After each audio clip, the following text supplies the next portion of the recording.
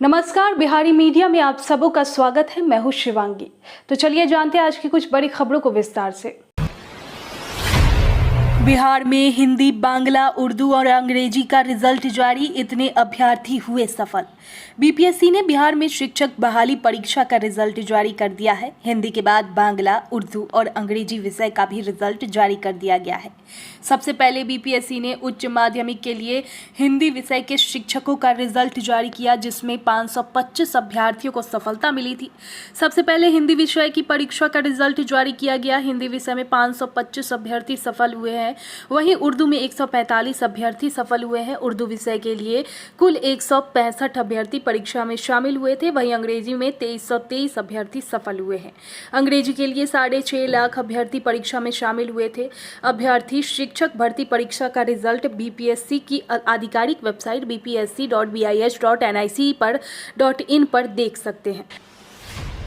बिहार में राज्य कर्मियों के लिए खुशखबरी, दशहरा से पहले मिलेगी सैलरी, सरकार ने जारी किया आदेश। बिहार के सरकारी कर्मियों के बल्ले बल्ले हो गई है। सरकार ने दशहरा से पहले सैलरी देने का निर्देश संबंधित विभाग को दे दिया है। वित्त विभाग से तरफ से इसको लेकर आदेश जारी कर दिया गया है। सरकार के आदेश के बाद बिहार के सरकारी कर्मचारियों को कल से ही अक्टूबर की सैलरी मिलनी शुरू हो जाएगी। दरअसल बिहार सरकार ने दुर्गा पूजा को देखते हुए राज्य कर्मियों को बड़ी राहत दी है। बिहार सरकार ने वित्त विभाग की तरफ से सभी सरकारी कर्मियों को अक्टूबर महीने के वेतन दशहरा से पहले देने का आदेश जारी किया है। वित्त विभाग की तरफ से जारी आदेश में कहा गया है कि राज्य सरकार के वैसे कर्मी जिनके वेतन की निकासी स्थापना विपत्र से भी जाती है, उसको संबंधित माह के अंतिम कार्य दिवस पर वेतन का भुगतान तय है। 3 दिनों के बिहार दौरे पर आज पटना पहुंचेगी राष्ट्रपति द्रौपदी मुर्मू। भारत की राष्ट्रपति द्रौपदी मुर्मू 3 दिवसीय बिहार दौरे पर कल यानी 18 अक्टूबर पटना पहुंचेगी। 3 दिनों के बाद दौरे के बीच राष्ट्रपति पटना, गया और मोतिहारी में आयोजित कार्यक्रम में शामिल होगी। राष्ट्रपति वायु सेना के विशेष विमान से 18 अक्टूबर को सुबह 11:25 पर पटना एयरपोर्ट पहुंचेगी।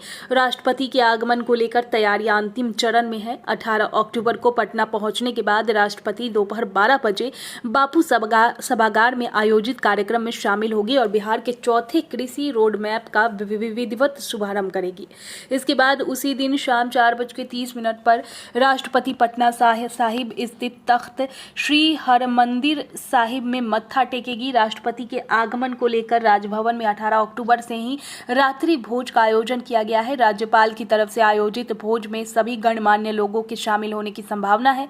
भोज में शामिल होने के बाद राष्ट्रपति राजभवन में रात्रि विश्राम करेगी। इसके बाद अगले दिन 19 अक्टूबर को राष्ट्रपति सुबह 9:15 पर चौपर के माध्यम से मोतिहारी जाएगी। इसके बाद 20 अक्टूबर को वो गया जाएगी, जहां दक्षिण बिहार केंद्रीय विश्वविद्यालय के दीक्षांत समारोह में शामिल होगी। इस कार्यक्रम में शामिल होने के बाद राष्ट्रपति द्रौपदी मुर्मू गया से ही दिल्ली के लिए रवाना हो जाएगी। बैकफुट में आई नीतीश तेजस्वी की सरकार, दुर्गा पूजा में टीचरों की ट्रेनिंग हुई रद्द।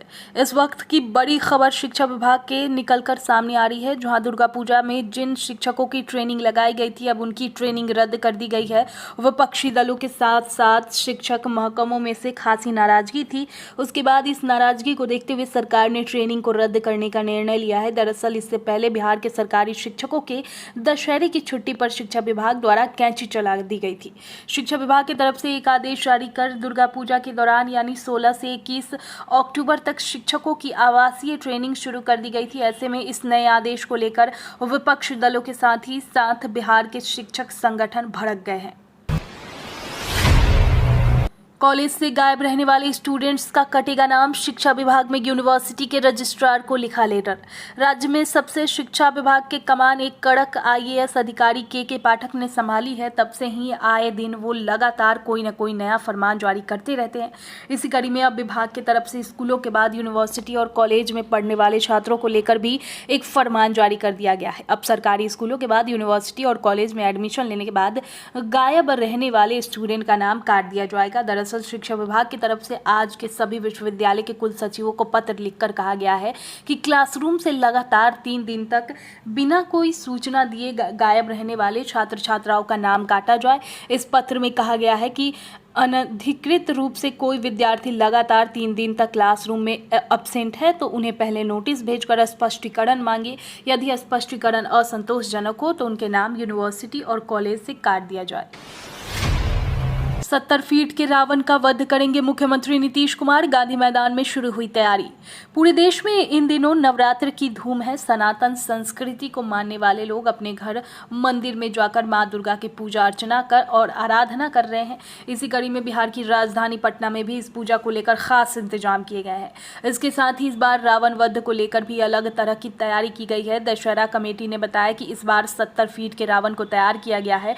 पिछले साल की तरह इस बार भी उम्मीद है कि रावण को 3 मुख्यमंत्री नीतीश कुमार ही मारेंगे। इस बार 70 फीट के रावण का वध करेंगे। गया के मुस्लिम कारीगरों की टीम ने विजयदशमी के मौके पर दहन के लिए रावण का 70 फीट का पुतला तैयार किया है। 22 कारीगरों की टीम ने 70 फीट के रावण, कुंभकर्ण और मेघनाथ का पुतला बनाया है। 6 नवंबर से शुरू होगा बिहार विधानमंडल का शीतकालीन सत्र, सरकार पेश करेगी ये प्रस्ताव। बिहार विधानमंडल के शीतकालीन सत्र की तारीखों का ऐलान कर दिया गया है। आगामी 6 नवंबर से बिहार विधानमंडल का शीतकालीन सत्र शुरू होगा जो 10 नवंबर तक चलेगा। इस सत्र के दौरान 5 बैठकें होगी। 5 दिनों तक चलने वाले शीतकालीन सत्र के दौरान सरकार कई प्रस्तावों को पास करेगी। इस दौरान जातीय गणना से जुड़ा प्रस्ताव भी सरकार दोनों सदनों में पास करेगी। इसको लेकर विधानमंडल की दोनों सदनों में चर्चा कराई जाएगी। डीएलएड का रिजल्ट जारी, 1,70,037 को सफलता मिली। बिहार बोर्ड ने डीएलएड संयुक्त प्रवेश परीक्षा 2023 का रिजल्ट सोमवार को secondary.biharboardonline.com जारी कर दिया है। अभ्यर्थी अपने यूजर आईडी और पासवर्ड के माध्यम से बोर्ड की वेबसाइट secondary.biharboardonline.com पर रिजल्ट देख सकते हैं। परीक्षा में 1,39,141 परीक्षार्थी शामिल हुए थे। इनमें से 1,17,037 को सफलता मिली है, यानी 84.11 अभ्यर्थी सफल रहे। मानसून की विदाई के साथ सुबह बढ़ी सिहरन, कई जिलों में छाई धुंध, शहरों में लुढ़का पारा। पूर्वी बिहार व दक्षिण बांग्लादेश तक मानसून ट्रफ लाइन के प्रभाव से सोमवार को पटना समेत राज्य के 33 शहरों में से 1-2 जगहों पर छिटपुट बूंदाबांदी के आसार है। वहीं राज्य के कुछ जिलों में धुंध की स्थिति भी रह सकती है। हिमालय की तलहटी से सटे जिलों में इसका विशेष प्रभाव रहेगा। पटना समेत अधिकतर जिलों में आंशिक बादल छाए रहने का पूर्वानुमान है। उत्तर, दक्षिण पश्चिमी और दक्षिण मध्य बिहार में कुल जगहों पर छिटपुट बारिश का अनुमान है। मौसम विज्ञान केंद्र के अनुसार मानसून की विदाई ट्रफ रेखा फारबिसगंज और मालदा से होकर गुजर रही है। मौसमविदों के मुताबिक एक हफ्ते में सुबह के शहरों में पछुआ हवा का प्रभाव बढ़ेगा, जिससे अधिकतम और न्यूनतम तापमान में आंशिक गिरावट होगी। बिहार में नए राशन कार्ड धारकों के लिए अच्छी खबर, आज से मिलेगी मुफ्त गैस कनेक्शन। नए राशन कार्ड धारकों को उज्ज्वला योजना के तहत मुफ्त रसोई गैस कनेक्शन दिया जाएगा। पटना जिले में इसकी शुरुआत 17 अक्टूबर को हो जाएगी। इसके लिए आमजन के बीच व्यापक प्रचार प्रसार करें। डीएम डॉक्टर चंद्रशेखर सिंह ने सोमवार को जिला स्तरीय उज्ज्वला समिति की बैठक में यह निर्देश दिया। डीएम ने कहा कि इस योजना के तहत लाभार्थियों को कोई शुल्क नहीं देना होगा। राशन कार्ड, आधार कार्ड, बैंक खाता, आवासीय पहचान पत्र, 3 रंगीन फोटो तथा 14 बिंदुओं पर घोषणा पत्र देना है। लाभार्थी नजदीक के गैस वितरक के यहाँ भी केवाईसी फॉर्म भर सकते हैं। तेजस्वी यादव को कोर्ट से मिली बड़ी राहत, विदेश जाने को मिली अनुमति, दशहरे में जाएंगे जापान। बिहार के डेप्यूटी सीएम तेजस्वी यादव ने जापान यात्रा के लिए कोर्ट का दरवाजा खटखटाया था। वहीं कोर्ट ने उन्हें विदेश यात्रा के लिए मंजूरी दे दी है। बताया जा रहा है कि तेजस्वी किसी सरकारी कार्यक्रम में भाग लेने के लिए जापान जा रहे हैं। तेजस्वी यादव 24 अक्टूबर से 1 नवंबर तक जापान यात्रा पर रहे हैं। दिल्ली की राउज एवेन्यू कोर्ट ने तेजस्वी यादव को विदेश यात्रा पर जाने की इजाजत दी।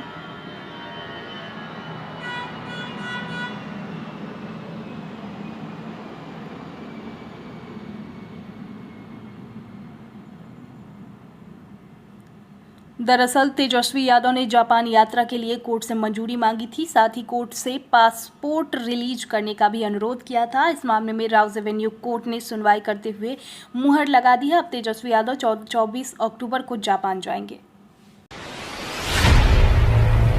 बिहार में अब तय समय पर होंगे ऑनलाइन दाखिल खारिज, नहीं चलेगा कागजात की कमी का बहाना। अब कागजात नहीं मिलने की वजह बताकर ऑनलाइन दाखिल खारिज आवेदन को रद्द या उसकी प्रक्रिया में विलंब नहीं किया जा सकेगा। इसे तय समय सीमा से ही पूरा करना होगा। इसे लेकर राजस्व एवं भूमि सुधार विभाग के नए व्यवस्था लागू की है। साथ ही विभाग के सचिव जय सिंह ने सभी समाहर्ताओं को पत्र लिखकर इसे तत्काल प्रभाव से लागू करने का निर्देश दिया है। विभाग के संज्ञान में यह मामला आया है कि ऑनलाइन दाखिल खारिज प्रक्रिया के क्रम में अंचल स्तर पर आवेदनों में आवश्यक दस्तावेजों के नहीं होने और आवेदन के तथ्यों में त्रुटि एवं विभिन्नता होने के कारण प्रायः आवेदनों को अस्वीकृत कर दिया जाता है। इसमें आमजनों को काफी परेशानियों का सामना करना पड़ता है। अब केंद्र की राशि का इंतजार नहीं, अपने फंड से योजनाओं को पूरा करवाएगी सरकार, बना लिया पूरा प्लान।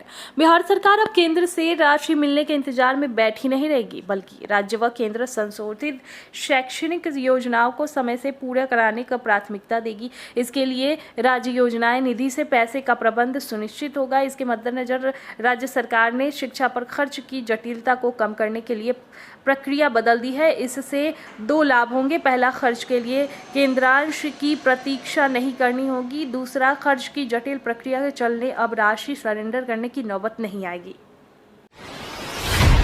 बिहार में अब 48 घंटे पहले मिलेगी हवा की गुणवत्ता की जानकारी। बिहार प्रदूषण नियंत्रण बोर्ड ने एक ऐसी प्रणाली शुरू की है जो राज्य के सभी 534 प्रखंडों में हवा की गुणवत्ता का 48 घंटे पहले पूर्वानुमान लगाएगी।